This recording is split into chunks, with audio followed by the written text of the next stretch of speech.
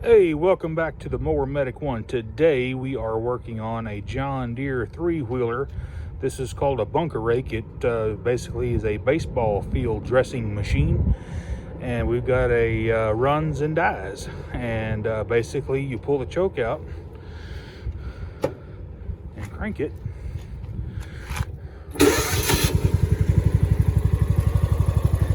It runs pretty good until you push the choke in. Whenever you push the choke in, it dies.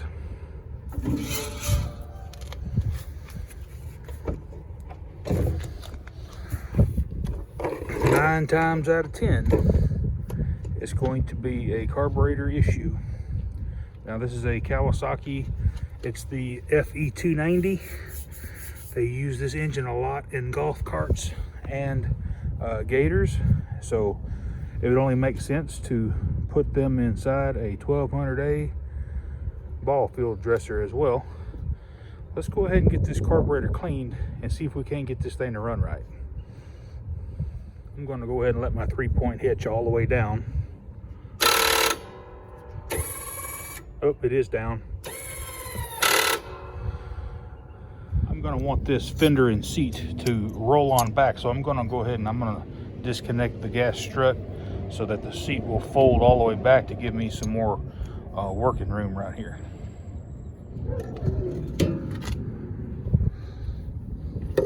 First and foremost, I'm going to have to give this thing a little bit of a dust bath before I start working on the carburetor. It is covered in that old red sand on these ball fields. Let's go ahead and get the air compressor fired up and get this thing blown off.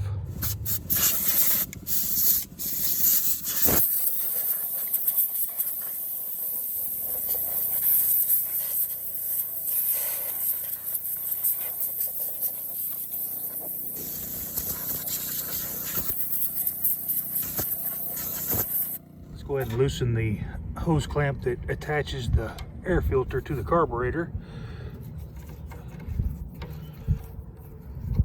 And we should be able to remove the whole air filter assembly.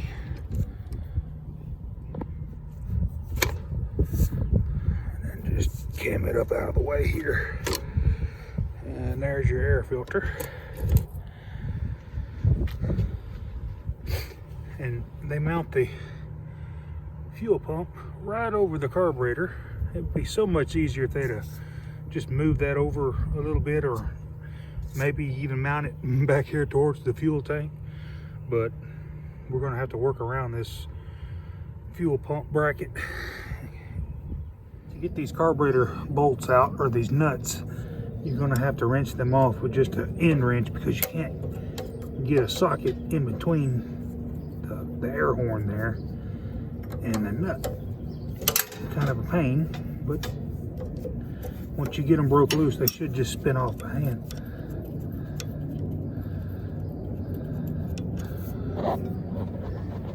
Go ahead and remove your air horn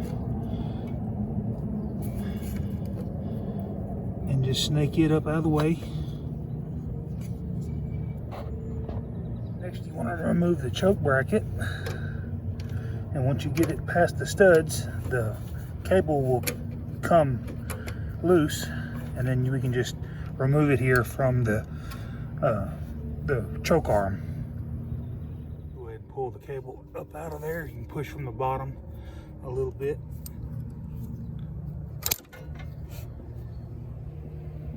Go ahead and remove the fuel hose from the fuel pump here.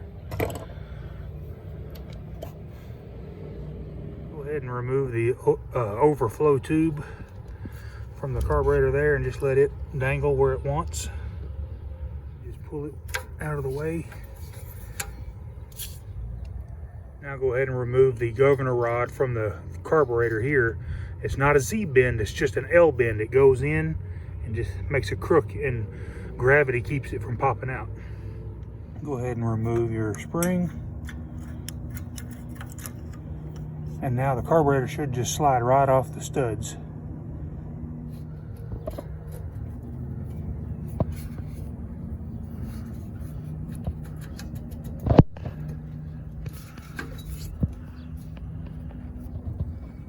Well, I'm gonna have to go ahead and remove the fuel line to the carburetor. I thought I could, well, I might still be able to. Yeah, there it goes. No problem. There's the carburetor. What you don't want to do, you don't want to take this carburetor apart with it all still, you know, dirty. You don't want dirt to get in there. So we're gonna try to blast the outside of this carburetor off with some carb cleaner. But I'll do this kind of off camera so I don't get it all in my face, and I'll blow it off and we'll get right back with you. Alrighty, we got this thing blown off as best as it's going to get for now. I love little impacts. They make your life so much easier. A lot of times just pulling the nut off the bottom of the bowl will tell you the condition of the carburetor. Look how nasty that sucker is.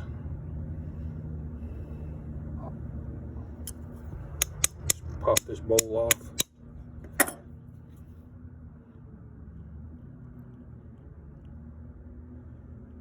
Ooh-wee. Look at that. How is this even running? Look at that. I guarantee you if I get that main jet cleaned up, blow out all the passages, it'll probably go ahead and start working again. My goodness. I mean, that main jet's freaking clogged, man. It's just from setting. I tell you what, this ethanol fuel we got these days, just absolutely S-U-C-K-S. Take some carb cleaner and wash my bowl out real good. Man, it had a 1/8 inch of varnish in the bottom of it. But I believe it's going to clean up.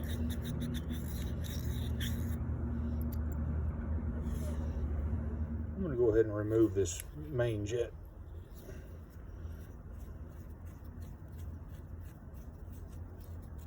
And well, we can make sure it's good and clean.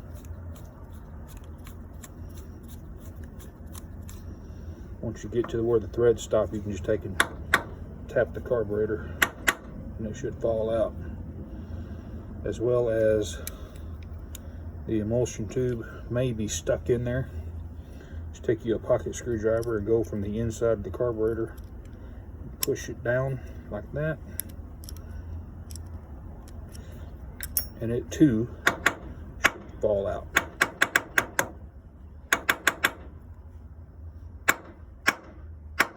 There we go. Look at that crud. How is this thing even running? When they're this bad, I normally don't even fool with it, and I just replace the carburetor.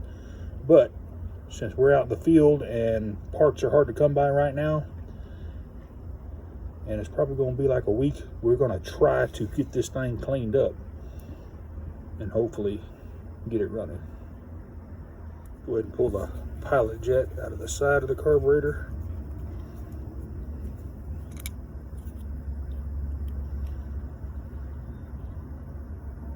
Is completely blocked as well.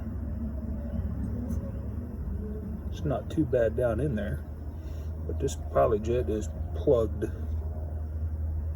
I'm just going to go through here and make sure all the holes are cleaned. What you don't want to do is enlarge any of these holes. Just clean them out. See, look at there. I had that junk on the end of it.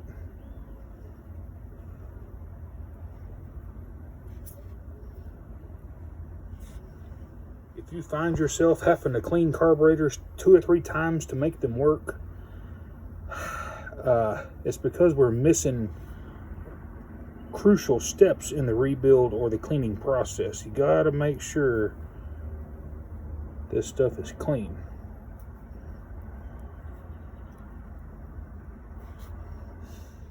Now that first piece of wire I showed you, I pulled it out of one of my, steel bristle brushes. I don't recommend using steel, but we need to get this one clean, and that one was too thick.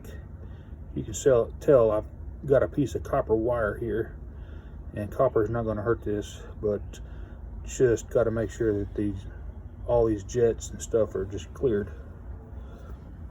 Now, we can check these fuel transfer ports. As you can tell, that first hole there is your idle circuit. And whenever you start getting off idle, you uncover this hole and it gives it a little bit more fuel. And you give it a little bit more throttle and that uncovers that hole and it gives it a little bit more fuel.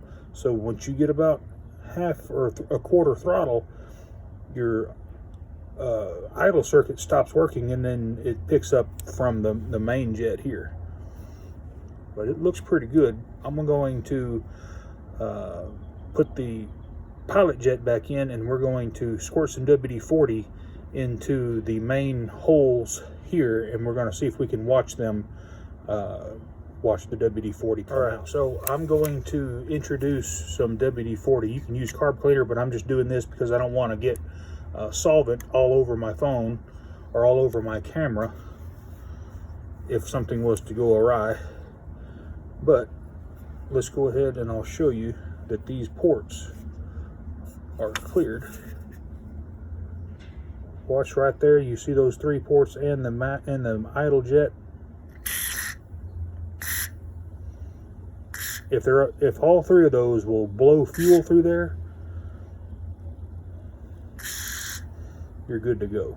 Let's go ahead and drop your emulsion tube down in there. Now it's a little bit tarnished, unless you just want to go ahead and polish this up with some crocus cloth or something.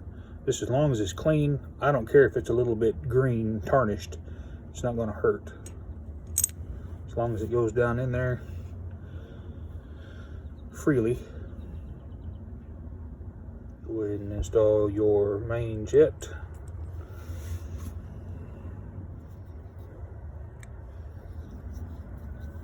As you can tell, my screwdriver has been modified.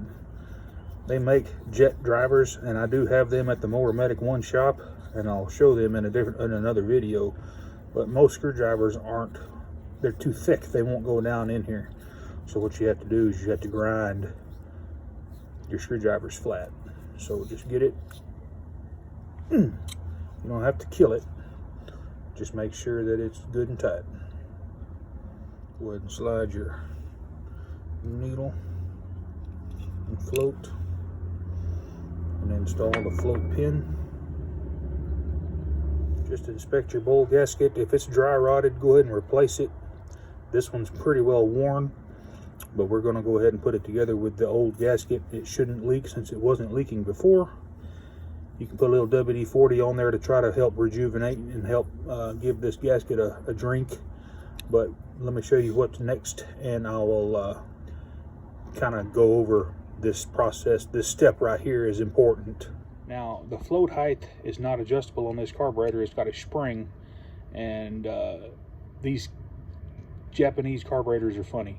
But anyway, what you want to do is that you want to put about 2 or 3 psi on this nipple right here, and if it holds for 30 seconds to a minute, you're good. But I don't have a pressure tester here, so I like to do what I call the suck test.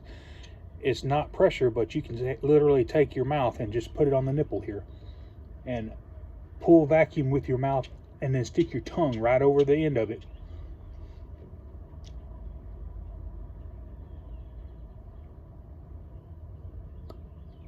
See that? How it stayed like it was glued to my tongue? It'll probably be okay. Let's go ahead and then reinstall our bowl.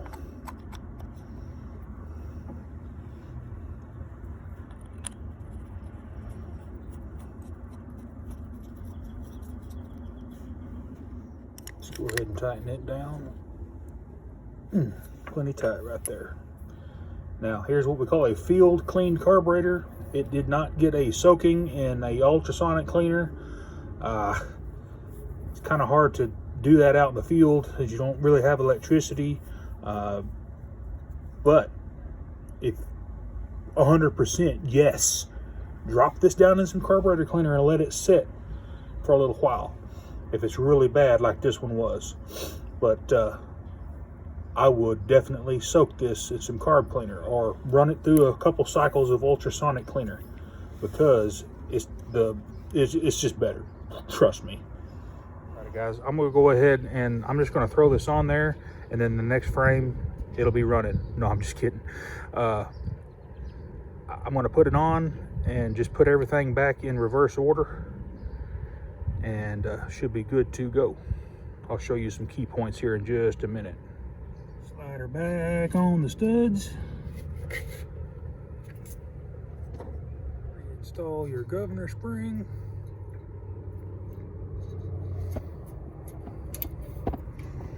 And then reinstall the governor rod.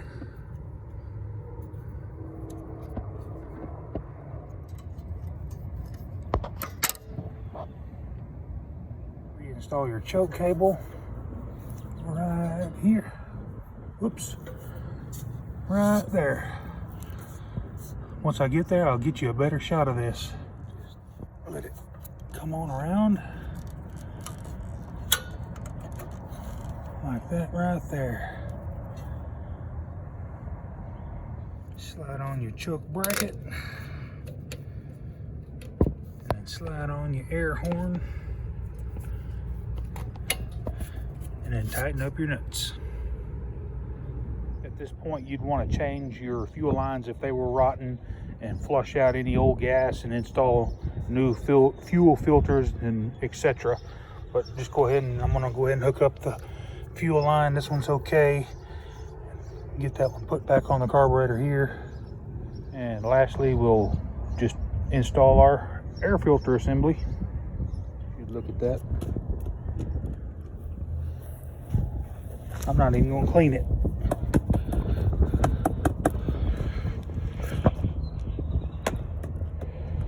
So I'm going to put a new one in it. In case you're wondering what the part number is for the filter, it's a Napa filter 6449, but these are from Wix. Basically, the Wix is a Napa filter. It'd be a 46449 in the Wix. Seems to be idling pretty good. Let's give it some gas.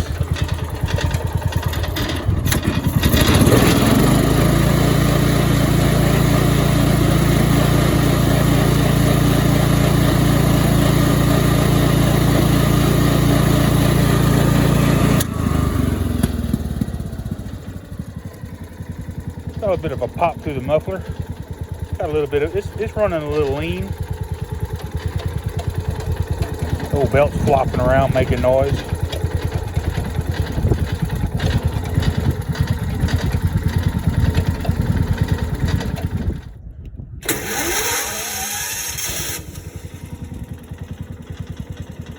Pretty good, pretty good.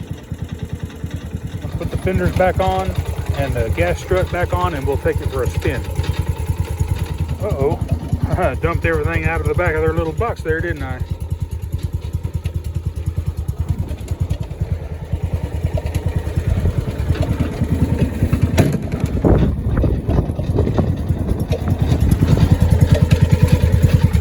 All right.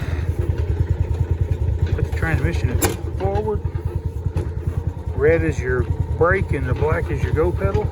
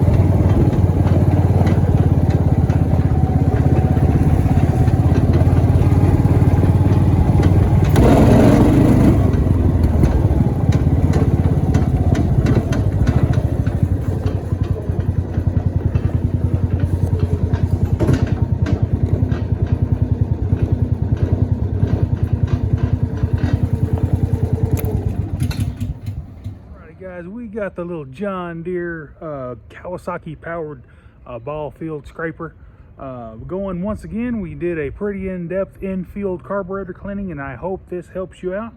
And if it did, please give me a thumbs up and smash that subscribe button.